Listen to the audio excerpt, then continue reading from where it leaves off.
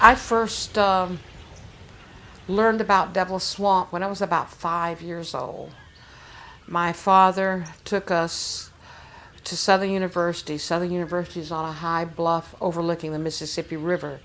And just to the north of Southern University is this expanse called Devil's Swamp. It's an overflow swamp of the Mississippi River.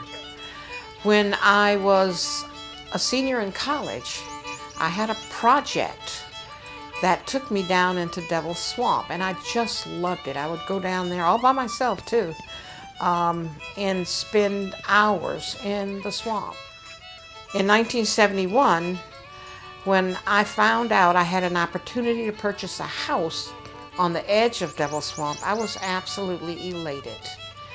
And I moved there. I used to spend a lot of time with my son. We would go out in Devil's Swamps just on walks, just looking sometimes. In the spring of the year, we'd go pick blackberries in the swamp. The first year that I lived there, I found bear tracks. A couple of years later, a cougar was spotted there in Devil's Swamp. We're talking about an area that's about 9 square miles. There were all kinds of turtles, of course, and there were alligators and lots of different kinds of fish, all kinds of wildlife that was there. And it was so beautiful. This was before all the pollution had moved in. Within a very short period of time, I began to notice changes in the swamp.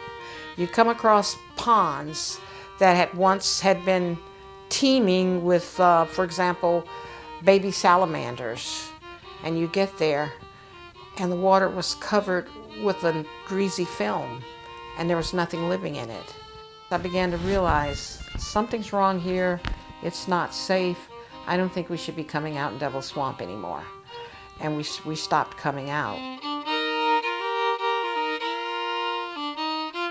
Over the years, things began to change. I began to notice some things just weren't right.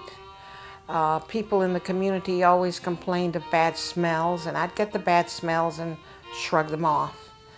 But things got more and more severe, and I remember my next door neighbor, Mr. Pate, saying, "Those aren't smells, those aren't odors, those are fumes."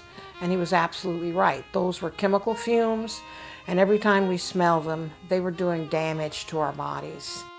Some days, when I'd walk out of my house in the morning and the yard would be littered with dead birds. They'd just fall out the sky. For no reason at all, dead birds would just fall out the sky. My neighbor across the street had fine cattle. He wakes up one day and the whole herd is dead. No explanation. These kinds of strange things happened. They happened to animals, and whatever happened to them was happening to us as well. I noticed that the people on my street who were the first ones to get cancer and die were people who did a lot of subsistence gardening and subsistence fishing. Rollins, which was a hazardous waste facility, had leaking landfills, and the toxins from their landfills had leaked off their property, and they were getting in the groundwater and they were spreading. I was absolutely appalled, and it was at that point that I decided it was time for me to educate myself and get involved.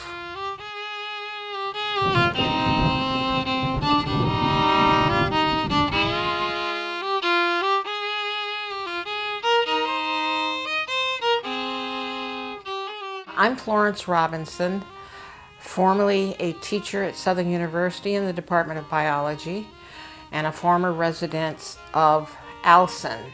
If we're going to have any kind of really lasting effects, it's going to take more than just a few affected communities, because it's too easy for people to see a community on television and say, "Oh, those poor people." And then that's the last they think about it. All of America and all of the world has got to realize that we are one world. It is finite. And what happens to me will eventually happen to you. And therefore, you all need to be aware. You need to educate yourselves. Our people who are in the situation need to educate others so that they understand. And then everybody get involved, and let's petition, do more than petition the government. Basically tell the government, look, this is the way it's got to be. We're tired of your bull. We want it straight. We want it done now. Or if you don't, we're going to continue to spiral downhill.